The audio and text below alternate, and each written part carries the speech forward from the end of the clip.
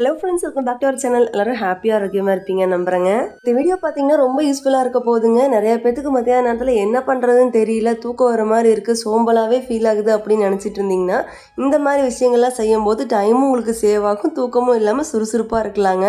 Video ஃபுல்லாக பார்த்துட்டு பிடிச்சிருந்தா லைக் பண்ணிக்கோங்க. வாங்க என்னென்ன ஐடியாஸ் இருக்குன்னு வீடியோக்குள்ளே போய் பார்க்கலாம்.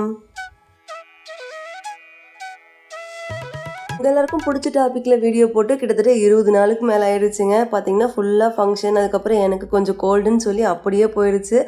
பேக் டு த ஃபார்ம் அப்படிங்கிற மாதிரி இனி எல்லாமே பழைய ரொட்டீனுக்கே வந்துருங்க. இனி மீல் ப்ரிப்பரேஷன் வீடியோ டிப்ஸ் வீடியோலாம் ப்ராப்பராக வந்துடும். பார்த்தீங்கன்னா ஃபஸ்ட்டு வந்து எப்போவுமே மீல் ப்ரிப்பரேஷனில் பன்னீர் இல்லாமல் இருக்காதுங்க. வீக்லி ஒன்ஸாவது 1 லிட்டரில் இல்லை 2 லிட்டரில் பண்ணிடுவேன். இது பார்த்தீங்கன்னா 1 லிட்டரில் பண்ணது நல்லா எவ்வளோ சாஃப்டாக இருக்குது பார்த்தீங்களா? சாஃப்டாக எப்படி பண்ணிடுறது எனக்கு ஒரு சிஸ்டர் கேட்டிருந்தாங்க. பால் வந்து மிதமான சுட்லியை வச்சு காய வச்சு இது மாதிரி வந்து லெமன் ஜூஸை டைல்யூட் பண்ணி ஆட் பண்ணும்போது நல்லா சாஃப்டாக கிடைக்குங்க. நான் மோஸ்ட்லி மதியானம் வந்து தூக்கம் வர மாதிரி இருக்குது, சோம்பல் இல்லாமல் இருக்கணும்னா 2-3 விஷயம் யோசிச்சு பார்ப்பேன். ஒன்று, நம்ம வந்து இது மாதிரி மீல் ப்ரிப்பரேஷன் பண்ணலாம், இல்லைன்னா வந்து நம்ம க்ளீனிங் ஒர்க் ஏதாவது பண்ணலாம், இல்லைன்னா ஆர்ட் ஒர்க் மாதிரி ஏதாவது பண்ணலாம். இந்த 3 ஆப்ஷன் தாங்க மெயினாக வச்சுருப்பேன். இன்றைக்கி பார்த்தீங்கன்னா க்ளீனிங் ஒர்க் வந்து பெருசாக அவ்வளோக்கா இல்லை. ஸோ அதனால் வந்து இது மாதிரி மீல் ப்ரிப்பரேஷன் பண்ணி வைக்கலான்னு ஸ்டார்ட் பண்ணிட்டேன். அப்படின்னு நான் சொல்லியிருக்கிறேங்க. தோசை மாவு பார்த்தீங்கன்னா ஒரு வாட்டி வந்து மில்லட், அதாவது இது மாதிரி சிறுதானியத்தில் அரைச்சி வச்சுருவேன், மீதி வந்து நார்மல் ஒயிட் ரைஸில் அரைச்சி வைப்பேன்னு சொல்லிட்டு இன்றைக்கி கம்பு மாவில் தாங்க தோசை மாவு அரைச்சி வச்சுருக்கேன். இதுக்கு பார்த்தீங்கன்னா நல்லா நாட்டு கம்பு 1.5 டம்ளர் எடுத்துக்கிறேங்க. இது மாதிரி குட்டி குட்டியாக இருக்கணும், அப்போ தான் அந்த நாட்டு கம்பு. நல்லா பெருசாக இருக்கிறது வந்து காட்டு கம்புன்னு சொல்லுவாங்க, அது சூடுங்க. நீங்கள் பார்த்து சின்ன கம்பாக வாங்கிக்கோங்க. இப்போ 1.5 டம்ளர் கம்புக்கு 1/2 டம்ளர் மட்டும் உளுந்து, 1/2 டம்ளர் மட்டும் இட்லி அரிசி, இதையும் போட்டுக்கும். கூடயே கொஞ்சமாக வெந்தயம், தண்ணி ஊற்றி நல்லா ஒரு 8 மணி நேரம் போல் ஊற வச்சிடலாங்க. மற்ற சிறுதானியத்தில் தோசை செஞ்சாலும் தோசையோட டேஸ்ட்டும் சரி, மனமும் சரி, நார்மலாக ஒன்றுமே பெருசாக வித்தியாசம் தெரியாதுங்க. ஆனால் கம்பில் சோளத்தில் செஞ்சிங்கன்னு வச்சுக்கோங்களேன், வீடே மணக்கும், ருசியுமே வந்து அவ்வளோ சூப்பராக இருக்கும். இதில் தோசை மட்டும் இல்லை, பணியாரம் அது மாதிரி எல்லாமே வந்து நல்லா இருக்குங்க. இப்போ நல்லா ஓவர் நைட் ஊறிடுச்சு. அடுத்த நாள் வந்து 2-3 தண்ணி நல்லா க்ளீனாக வர அளவுக்கு கழிஞ்சு எடுத்துடலாம். இந்த மாதிரி மில்லட் தோசை மாவெல்லாம் பார்த்தீங்கன்னா ஒரு நாள் அப்புறம் ஆட்டினதுக்கப்புறம் அடுத்த நாள் அவ்வளோதாங்க, அதுக்கு மேலே வச்சிருக்க வேணாம், ரொம்ப புளிச்ச மாதிரி ஆயிருங்க. அதனால நான் ஊற வைக்கிறதே பார்த்தீங்கன்னா இது மாதிரி கம்மியான அளவில் தான் ஊற வைப்பேன். மிக்ஸி ஜார்லேயே அரைச்சிக்குவாங்க. நல்லா ஜில் தண்ணி ஊற்றி நல்லா அரைச்சிங்கன்னு வச்சுக்கோங்களேன், சூடாகாமல் இருக்கும், மாவுமே ரொம்ப புளிச்சு போகாது. கம்பு மாவு கூட கேரட் இதெல்லாம் போட்டு நல்லா பணியார மாதிரி சுட்டிங்கன்னு வச்சுக்கோங்களேன், சூப்பராக இருக்கும். இப்போ வந்து மாவு எப்பவும் போல் உப்பு போட்டு கரைச்சி வச்சிடலாங்க. 8 மணி நேரம் புளிச்சது அப்படின்னா சூப்பராக வந்து தோசை சுடுறதுக்கு ரெடி ஆயிடுச்சு. நார்மல் ஒயிட் ரைஸில் வந்து அரிசி மாவு அரைக்கும் போது தாங்க கிரைண்டர் பக்கமே போடுறது. இதுக்கெல்லாம் வந்து இது மாதிரி கம்மியாக அரைச்சி வச்சுக்கிறது தாங்க மிக்சிலேயே. அன்றைக்கி சண்டே அன்றைக்கி காலையிலேயே இது மாதிரி மாவை கரைச்சி ஓரமாக எடுத்து வச்சுட்டேங்க. அதுக்கப்புறம் சாப்பிட்டு கொஞ்சம் அடுப்புலாம் க்ளீன் பண்ணிகிட்டு இருந்தேன். மீல் ப்ரிப்பரேஷன் எப்போ பண்ணுவீங்கன்னு கேட்டிருந்தீங்க. நான் மோஸ்ட்லி என்ன தான் ஹவுஸ் ஒய்ஃபாக இருந்தாலுமே எனக்குமே இந்த சண்டே பண்ணிட்டா தான் அந்த வீக் ஃபுல்லாக ப்ராப்பராக பிளான் பண்ணுற கரெக்டாக இருக்குங்க. நான் சண்டே தான் பண்ணுவேன். கொஞ்ச நேரம் ரெஸ்ட் எடுத்துகிட்டு அதுக்கப்புறம் தாங்க செய்ய ஆரம்பித்தேன். மீல் ப்ரிப்பரேஷனை எப்பயுமே இது மாதிரி ஒரு ஸ்நாக்ஸ் எல்லாம் வந்து செஞ்சு வச்சுருவேன். அப்போ தான் இந்த வீக் வந்து கடையில் போய் வாங்கணும்னு அவசியம் இருக்காது. இது பார்த்தீங்கன்னா 1 கப் அளவுக்கு தூயமல்லி அரிசியோட அவல் எடுத்துருக்குறேங்க. நீங்கள் எந்த டைப் ஆஃப் அவல் வேணாலும் எடுத்துக்கலாம். டயபெட்டிக் பேஷண்ட்ஸ்லாம் பார்த்தீங்கன்னா தூயமல்லி அரிசி வாங்கி அதில் சமைச்சு சாப்பிட்றதுலாம் ரொம்ப நல்லதாமாங்க. லோ கிளைசிமிக் இண்டெக்ஸ் இருக்குது. அதே மாதிரி தான் அவளுக்குமே, அவங்களுக்கு வந்து இந்த அவலில் செஞ்சு கொடுத்தீங்கன்னா ஒரு நல்ல ஒரு ஸ்நாக்ஸாக இருக்கும் அவங்களுக்கு. நல்லா 2-3 நிமிஷம் லோ ஃப்ளேம்லேயே மொறுன்னு வறுத்ததுக்கப்புறம் ஒரு பிளேட்டுக்கு சேஞ்ச் பண்ணிக்கலாங்க. இப்போ இது கூடயே வந்து 1/4 கப் அளவுக்கு வேர்க்கடலை, இது கூடயே வந்து 1 டேபிள் ஸ்பூன் பொட்டுக்கடலை, இதையும் போட்டு நல்லா ட்ரை ரோஸ்ட் பண்ணிக்கோங்க. இனிமே வாய்ஸ் வந்து நார்மல் ஆகலிங்க, கொஞ்சம் அதை வந்து அட்ஜஸ்ட் பண்ணிக்கோங்க. நல்லா ட்ரை ரோஸ்ட் பண்ணதுக்கப்புறம் இன்க்ரீடியன்ஸே அவ்வளோதாங்க. இப்போ அதே கப்பில் பார்த்தீங்கன்னா அவல் எவ்வளோ எடுத்தோமோ அதே அளவுக்கு வெல்லம். நீங்கள் வந்து நாட்டு சர்க்கரை, பனங்கற்கண்டுன்னு எது வேணாலும் எடுத்துக்கலாம். அவளோட ஈக்குவல் குவான்டிட்டியில் 1 கப் அவலுக்கு 1 கப் வெல்லம். அதே மாதிரி 1/2 கப் அளவுக்கு தண்ணி ஊற்றிக்கோங்க. தண்ணி கூட குறைய இருந்தாலும் எந்த பிரச்சனையும் இல்லைங்க. இந்த பக்கம் பார்த்தீங்கன்னா நம்ம ரோஸ்ட் பண்ணி வச்சது நல்லா ஆறிடுச்சு.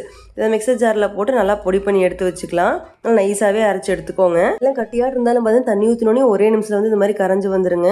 நல்லா கரைஞ்சதுக்கப்புறம் பார்த்தீங்கன்னா வடிகட்டி விட்டு வடிச்சுக்கோங்க, மண்ணெல்லாம் இருக்கும். அதுக்கப்புறம் இதில் பதமெல்லாம் கிடையாதுங்க. நல்லா இந்த மாதிரி கொதிச்சு வந்த உடனே நம்ம அரைச்சி வச்சுருக்கிற அந்த பொடியை ஆட் பண்ணிக்கலாம். தண்ணி கொஞ்சம் எச்சா பண்ணாலும் எந்த பிரச்சனையும் இல்லைங்க. இது அவல் இருக்கிறதுனால நல்லா உறிஞ்சிக்கும்.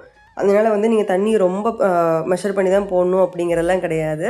அதே மாதிரி ரொம்ப கெட்டியுமாயிடாது. பயப்படாமல் இந்த ரெசிபி வந்து நீங்கள் செஞ்சு பார்க்கலாம். அவல் பவுடர் போட்ட உடனே பார்த்தீங்கன்னா டக்குன்னு 30 செகண்ட்லேயே வந்து இந்த மாதிரி கெட்டியாக ஆயிருங்க. ஆஃப் பண்ணுற ஸ்டேஜில் ஏலக்காய் தூள் போட்டு ஒரு கிளறிட்டு கூடவே கொஞ்சம் நெய் ஊற்றி கிளறிட்டீங்க அப்படின்னா நம்ம ரெடி ஆயிருச்சுங்க. இப்போ இது கைப்பொறுக்கிற சூடுக்கு வந்ததுக்கப்புறம் கையில் நெய் தடவிட்டு லட்டு மாதிரி பிடிச்சி எடுத்துட்டா அவ்வளோதாங்க. இதை வந்து நம்ம வந்து 10 நாள் வரைக்கும் ஃப்ரிட்ஜில் வச்சு ஸ்டோர் பண்ணிக்கலாம். ஸ்டார்டிங்லேயே வந்து ஃப்ரிட்ஜில் வச்சுருங்க. நிறைய பொருள் இருக்குங்க. ஆனால் அவலில் ஏன் லட்டு செய்கிறோம் அப்படின்னா, அவல் வந்து நல்லா வந்து செரிமானத்துக்கு ரொம்ப நல்லதுங்க. ஃபைபர் அதிகமாக இருக்குது. அதுக்காக தான் வந்து அவல் லட்டு. நீங்கள் வந்து அவலில் வேறு ஸ்நாக்ஸ் கூட செஞ்சு கொடுக்கலாம். பட் ஃபஸ்ட் டைம் நான் ட்ரை பண்ணியிருந்தேன். அவல் லட்டு நிஜமாவே சூப்பராக இருந்ததுங்க. கூட நீங்கள் வந்து முந்திரி பாதாம் கூட வந்து வறுத்துட்டு அதையும் சேர்த்து பொடி பண்ணி ஆட் பண்ணிக்கலாங்க. அது உங்கள் விருப்பம் தான். டேஸ்ட் நிஜமாவே சூப்பராக இருந்ததுங்க. ஸ்கூல் ஸ்நாக்ஸ்க்குலாம் ஒன்று கொடுத்துட்டா போதுங்க. ஈவினிங் ஸ்நாக்ஸ்க்கு பர்ஃபெக்டான சாய்ஸாக இருக்கும். நான் இதே மாதிரி கருப்பு கவுனி அவல், ராகி அவல்னு எல்லாத்துலேயுமே ட்ரை பண்ணியிருக்கிறேன். நல்லாயிருக்கும். நான் அப்கமிங் வீடியோஸில் அதையுமே ஷேர் பண்ணுறேங்க. நீ அடுத்த ப்ரிப்பரேஷன் பார்த்தீங்கன்னா, எப்பயுமே இது மாதிரி ஏதாவது ஒரு தொக்கோ சாஸோ செஞ்சு வைப்பேன். இன்றைக்கி என்ன செய்யலாம்னு யோசிக்கும் போது, போன வாரம் தான் எல்லாம் தொக்கெல்லாம் சாப்பிட்டுருந்தோமாங்க. சரி இந்த வாட்டி பீஸா செய்யலான்னு பாப்பா கேட்டுக்கிட்டே இருந்தா. இந்த கார்ட்டூன்லாம் பீஸாவை பார்த்து கேட்டுட்டு இருந்தாங்க. சரி செஞ்சிடலான்னு சொல்லிட்டு பீஸா சாஸ் தான் ரெடி பண்ணிட்டு இருக்கிறேங்க. ப்ரிப்பரேஷன் செய்கிறேன் அப்படின்னாவே அந்த தேவையான கண்ணாடி பாட்டில் எல்லாமே கழுவி நல்லா வெயில முறுமுறுன்னு காய வச்சு எடுத்து வச்சுருவாங்க. இந்த சாஸ் செய்கிறக்கு ஒரு 5 தக்காளி அந்த மேலே இருக்கிறதையும் எடுத்துகிட்டு அடியில் இது மாதிரி கட் போட்டு தண்ணியில் ஆட் பண்ணிக்கோங்க. ஒரே ஒரு பெரிய வெங்காயம் கட் பண்ணி ஆட் பண்ணிக்கோங்க. 3 வந்து வரமிளகாய் ஆட் பண்ணிக்கிறேன். இப்போ இதை வந்து அடுப்பில் வச்சுட்டு மிதமான ஹீட்டில் வச்சிடலாம். ஒரு 10 நிமிஷம் போல் இது நல்லா பிளான்ச் ஆகி வரட்டும். இது அடுப்பில் ரெடி ஆகிட்டு இருக்குங்க. அதுக்கு நடுவில் ஒரு 10 நிமிஷத்தில் ப்ரிப்பேர் பண்ணுற மாதிரி ஒன்று சொல்கிறேங்க. இப்போ பார்த்தீங்கன்னா எந்த கரண்டியில் அளவெடுக்கிறீங்களோ அதே கரண்டி ஒவ்வொரு வாட்டையும் மெஷர்மெண்ட் அந்த கப் தான் வேணும்னு அவசியம் இல்லைங்க. இது மாதிரி கரண்டி கூட போதும். இப்போ வந்து 2 கரண்டி அளவுக்கு கோதுமை மாவு எடுத்துருக்குறேங்க. அதே மாதிரி 2 கரண்டி அளவுக்கு ராகி மாவு, 2 ஈக்குவல் போர்ஷனில் இருக்கணுங்க. ரெண்டுலாம் கூட கொத்தவையாக அப்படியே போட்டுருவாங்க. நான் அதை விட ப்ராப்பராக மெஷர் பண்ணி போடும்போது டேஸ்ட்டு கன்சிஸ்டன்சின்னு எல்லாமே நல்லாயிருக்கு. இப்போ இது கூட வந்து சாக்லேட் ஃப்ளேவருக்காக நான் 2 டேபிள் ஸ்பூன் அளவுக்கு கொக்கோ பவுடர் ஆட் பண்ணியிருக்கிறேன். இது கூடயே பார்த்தீங்கன்னா நட்ஸ் பவுடர் ஆட் பண்ணிக்கோங்க. இந்த பவுடர் பார்த்தீங்கன்னா ரீசெண்டாக கூட வீடியோவில் போட்டிருந்தேன்ல, அந்த ஹோம்மேட் போன்விட்டா மாதிரி குடிக்கிறதுக்கு அந்த பவுடர் ஆட் பண்ணிவிட்டு இதுலேயும் பூராமே நட்ஸு மக்கானா அதெல்லாம் தான் இருக்குது. ஸோ அதனால் அதையவே ஆட் பண்ணிக்கிட்டேன். இது வந்து ஆப்ஷனல் தான். வேணும்னா நீங்கள் நட்ஸ் பவுடர் ஆட் பண்ணிக்கலாம். இல்லைனாலுமே ப்ளைனாக நல்லா தான் இருக்கும். பட் இது கொஞ்சம் சத்தாக இருக்கும் அப்படிங்கிறக்காக அதை ஆட் பண்ணிக்கிட்டேன். இப்போ இது கூட வந்து 2 கரண்டி அளவுக்கு நாட்டு சர்க்கரை. இது ஸ்வீட்னஸ் வந்து மைல்டாக கரெக்டாக இருக்குங்க. பேன் கேக்குக்கு இந்த அளவு இருந்தாலே போதுங்க. இப்போ மிக்ஸி ஜாரில் வந்து நல்லா பல்ஸ் மோடில் 1 நிமிஷம் மட்டும் அரைச்சி எடுத்துக்கலாம். எல்லாம் மிக்ஸ் ஆகணும், அவ்வளோதான். இன்றைக்கி சூப்பர் மார்க்கெட் போய் கடையில் அந்த பேன் கேக் மிக்ஸ் பார்த்தேங்க. மொத்தமாக கிட்டத்தட்ட ஒரு 200 கிராம் கூட இருக்காது. அதோட விலையே பார்த்தீங்கன்னா 190 நம்ம போட்டிருந்துச்சு. சரி வேணாண்டா சாமி, நான் வீட்லேயே செஞ்சுக்கலான்னு சொல்லி நானே இப்போல்லாம் செஞ்சுக்கிறது. இதுக்காக மட்டும் இல்லைங்க, அங்கே ஃபுல்லாகவே வந்து மைதாவில் தான் செய்கிறாங்க. அதே மாதிரி ஃப்ளேவருமே ஆர்டிஃபிஷியல் ஃப்ளேவர் தான் இருக்குது. இது மாதிரி நம்ம ஒரு வாட்டி வந்து சாக்லேட் ஃப்ளேவரில் செய்யலாம், அடுத்த வாட்டி ஏலக்காய் போட்டு அது மாதிரி செய்யலாம், அதுக்கடுத்த வாட்டி வெனிலா ஃப்ளேவர்லேயும் நம்ம இஷ்டத்துக்கு நம்ம ஈஸியாக வீட்லேயே செஞ்சுக்கலாங்க. பாருங்கள், ஈஸியாக ragi chocolate pancake mix ready ஆயிடுச்சுங்க. எவ்வளோ வேணுமோ அவ்வளோ பவுடர் கூட கொஞ்சமாக பால் ஆட் பண்ணி மிக்ஸ் பண்ணிக்கிட்டிங்கன்னா, நெய் ஊற்றி சுட்டிங்கன்னா சூப்பராக பேன் கேக் ரெடி ஆயிரும். அந்த அன்றைக்கே வெயிட் பண்ண முடியாமல் செஞ்சு பார்த்துருங்க. டேஸ்ட்டு சூப்பராக இருந்துச்சு. இப்போ பார்த்தீங்கன்னா அதுக்குள்ளே வந்து நல்லா கொதிச்சு வந்துச்சுங்க. நீ ஆஃப் பண்ணிடலாம். தோலுமே 10 நிமிஷத்தில் ஈஸியாக விட்டு வந்துடும் தக்காளியில். ஆல்ரெடி பார்த்தீங்கன்னா செஸ்வான் சாஸ் போட்டிருப்பேன். இதுவும் ஒரே மாதிரி இருக்குன்னு தோணலாங்க. ஆனால் நல்லாவே டேஸ்ட் வந்து வித்தியாசம் தெரியும். அது வந்து மெயின் இன்க்ரீடியன்ட் பார்த்தீங்கன்னா வரமிளகாய் தான் அதிகமாக இருக்கும். ஆனால் இதில் வந்து தக்காளி வெங்காயம் எல்லாம் போடுறங்காட்டி நல்லா வித்தியாசம் தெரியும். பீஸா சாஸ்னால் எப்படி இருக்கும், தனியாக ஒரு டேஸ்ட் வந்து நல்லா ஃப்ளேவர் தெரியும். செய்கிறது பார்த்தீங்கன்னா பேருக்கு தாங்க பீஸா சாஸு. ஆனால் எங்கள் வீட்டில் வந்து தோசைக்கு தொட்டு சாப்பிடுவாங்க கார சட்னி ஆட்ட. எங்கள் அம்மா விட்டால் வெள்ளை சாப்பாடு கூட பெஸ்ட்டு சாப்பிடுவாங்க. ஏன்னா தக்காளி தொக்கு தானே அப்படின்றவாங்க ஒரே நிமிஷத்தில். இது நல்லா வந்து அரைச்சதுக்கப்புறம் அரைச்சி எடுத்துகிட்டு வந்துடுங்க. ஒரு பேனில் கொஞ்சமாக ஆயில். இதுக்கு வந்து ஆயில் நிறையா இருக்கணும் அப்படின்னு அவசியம் இல்லைங்க. ஜஸ்ட் இந்த பூண்டு ரோஸ்ட் ஆகிறதுக்கு அவ்வளோதான்.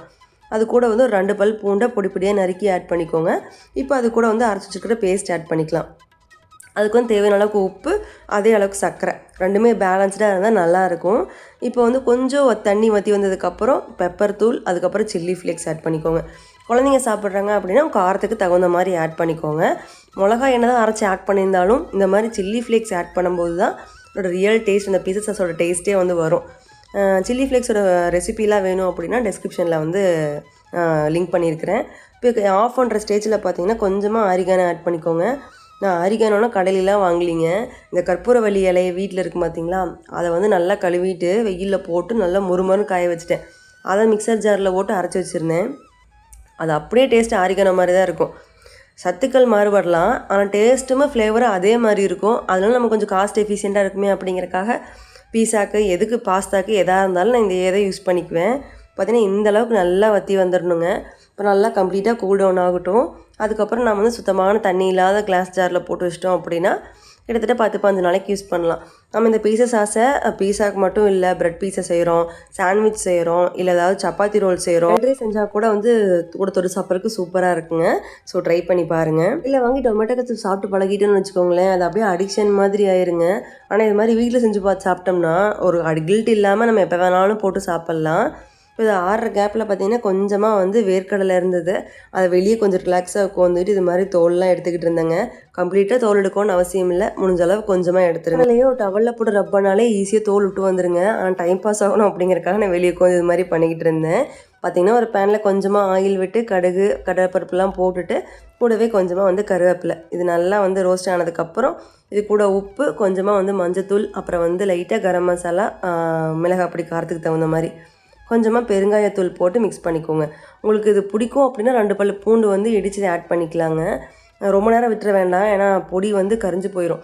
இப்போ நம்ம எடுத்து வச்சுருக்கிற வேர்க்கடலை இது கூட போட்டுக்குங்க, நல்லா மிக்ஸ் பண்ணிக்கோங்க. உங்களுக்கு ஃப்ளேவர் பிடிக்கும் அப்படின்னா பெப்பர் தூள் கூட இது கூட ஆட் பண்ணலாம். எனக்கு வந்து இது மாதிரி வேர்க்கடலை இல்லைன்னா வந்து முந்திரியில் செய்கிற இந்த மசாலா இதெல்லாம் வந்து ரொம்ப பிடிக்கும். 1/4 கிலோ வேர்க்கடலை வாங்கி இது மாதிரி செய்கிறதுக்குங்க கடையில் வாங்கணும்னு வச்சுக்கோங்களேன், கிட்டத்தட்ட டபுள் மடங்கு விலை இருக்குங்க. இது பெரிய வேலையும் இல்லை, ஜஸ்ட்டு தாளிக்கிறோம், பொடி ஆட் பண்ணி உள்ளே மிக்ஸ் பண்ணுறோம், அவ்வளோதான். ஆனால் ரேட் வந்து 2 மடங்கு இருக்கும். நீங்கள் இதை விட முந்திரி வந்து இது மாதிரி மசாலா முந்திரி வாங்கினீங்கன்னு வச்சுக்கோங்களேன், அது அதை விட இருக்கும்.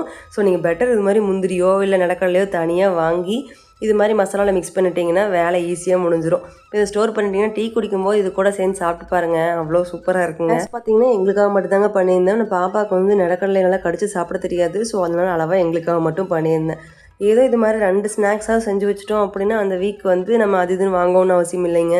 வீட்லேயே ஏதாவது 1 டே ஸ்நாக்ஸ் ஏதாவது கூட அப்பப்போ செய்வோம், அதனால வந்து கடையில் வாங்காமல் அப்படியே ஈஸியாக ஓட்டிடலாம். ஸ்டோர் பண்ணாமல் ஒரே நல்ல சாப்பிட்ற ஸ்நாக்ஸ் பார்த்தீங்கன்னா மோஸ்ட்லி ஸ்டீம்டு ஸ்நாக்ஸாக தான் இருக்கும். ஏதாவது மோமோஸ் மாதிரி இல்லை ஸ்வீட்டாக இருந்தாலுமே ஸ்டீம் பண்ணுற மாதிரி தான் அதிகமாக ஸ்நாக்ஸ் செய்வேன். எப்போவுமே இது மாதிரி வந்து ஸ்டோர் பண்ணும்போது கொஞ்சம் கூட தண்ணி இருக்கக்கூடாதுங்க, முறுமுறுன்னு அந்த கண்ணாடி ஜார் வந்து காஞ்சிருக்கணும். கைப்படாமல் போட்டு வச்சிட்டிங்கன்னா ஃப்ரிட்ஜில் வந்து 10லேருந்து 15 நாள் வரைக்குமே சூப்பராக இருக்குங்க. அதுக்கப்புறம் பார்த்திங்கன்னா சாயங்காலம் போல் எல்லா வேலையும் முடிச்சுட்டு பார்க்கும்போது நல்லா புளிச்சு வந்துருச்சு. அதுவும் இந்த வெயிலுக்குலாம் சீக்கிரமே புளிச்சு போயிடுதுங்க. இந்தளவுக்கு புளிக்க வேண்டிய முன்னாடியே ஓப்பன் பண்ணி பார்த்து உள்ளே ஃப்ரிட்ஜில் எடுத்து வந்து செஞ்சுருக்கலாம். ரொம்ப புளிச்சிருச்சு, பட் இருந்தாலும் டேஸ்ட் பெருசாக வித்தியாசம் தெரியல. தோசை வந்து சூப்பராக வந்ததுங்க. இல்லை தோசை இட்லி எல்லாமே நல்லா வரும். பட் என்னோடய ஓட் பார்த்திங்கன்னா பணியாரத்துக்கு தான். கொஞ்சமாக பொடி பொடியாக வந்து வெங்காயம் கேரட்லாம் துருவி போட்டு பணியாரம் ஊற்றுனீங்கன்னா அவ்வளோ சூப்பராக இருக்கும். பட் அந்த அன்றைக்கி டைம் இல்லைன்னு சொல்லி டக்குன்னு இது மாதிரி தோசை தான் சுட்டோம். ஆஃப்டர்நூன் போல் எந்த ஒர்க்குமே இல்லை, என்ன பண்ணுறதுன்னு யோசித்தோம் அப்படின்னா கம்முன்னு படுத்து தூங்கலான்னு தாங்க தோணும். ஒரு நாள் ஆஃப்டர்நூன் தூங்கி பழகிட்டோம்னாவே ரெகுலராக அந்த டைமுக்கு அடுத்த நாள் தூக்கம் வந்துக்கிட்டே இருக்குங்க, வெயிட்டும் தானாக போடும். ஸோ இது மாதிரி ஒரு நாளைக்கு வந்து மீல் ப்ரிப்பரேஷன் செய்யுங்க. ஒரு நாளைக்கு வந்து ஒவ்வொரு போர்ஷனாக வீட்டில் வந்து இன்றைக்கி இந்த இடத்துல க்ளீன் பண்ணலாம் அப்படிங்கிற மாதிரி க்ளீன் பண்ணுங்கள். ஏதாவது ஒரு புது ஸ்கில் நீங்கள் ஸ்டிச்சிங் உங்களுக்கு இருக்குது, மெஹந்தி போடுறது பிடிக்கும், இல்லை எம்ப்ராய்டரி போடுறது பிடிக்கும், அது மாதிரி உங்களுக்கு என்ன இன்ட்ரெஸ்ட் அப்படிங்கிறத பார்த்து அதில் நீங்கள் வந்து எதையாவது புதுசாக கற்றுக்கலாங்க. ஹோம் மேக்கராக இருக்கீங்க அப்படின்னா ஏதாவது வந்து பிஸ்னஸ் பண்ணலாம்னு ஐடியாஸ் இருந்ததுன்னா என்னெல்லாம் வந்து நம்ம டெவலப் பண்ணிக்கணும் அப்படிங்கிற மாதிரி சில விஷயங்கள்லாம் நீங்கள் வந்து கற்றுக்கலாங்க. நீங்கள் யூஸ்வலாக ஃப்ரீ டைமில் என்ன பண்ணுவீங்க அப்படிங்கிறத வந்து கமெண்ட்டில் சொல்லுங்கள், நானுமே தெரிஞ்சுக்கிறேன். அதனால் வீடியோ பொறுமையாக பார்த்துக்க ரொம்ப தேங்க்ஸ்ங்க. கண்டிப்பாக உங்களுக்கு யூஸ்ஃபுல்லாக இருக்கும்னு நம்புகிறேங்க. அடுத்து இதே மாதிரி நல்ல வீடியோவில் உங்களை சந்திக்கிறேன். And then bye from Indhu Gautham.